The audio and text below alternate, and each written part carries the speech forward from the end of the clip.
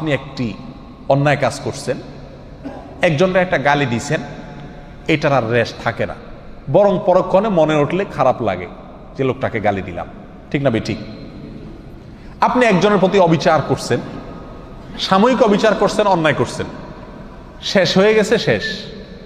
কিন্তু আপনি চোখ দিয়ে একটা হারাম জিনিস দেখছেন, সেটা মোবাইলে হোক, টেলিভিশনের পর্দায় হোক, সিনেমার পর্দায় হোক, কাগজে প্রিন্ট করা হোক, অথবা রাস্তাঘাটে হোক, এই হারাম জিনিসটা দেখে আসার পরে আপনি নামাজে দাঁড়াইছেন, ওযু করে সেজদায় গেছেন, আল্লাহর সবচেয়ে কাছাকাছি চলে গেছেন সেজদায়, ঠিক না বেঠিক?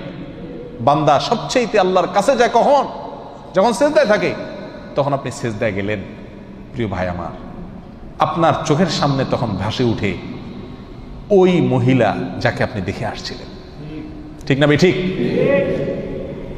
এমনও হয় মাসকে মাস চলে গেছে, বছরকে বছর চলে গেছে, কিন্তু সেই গুনাহের স্মৃতি মাথায় ভেসে ওঠে।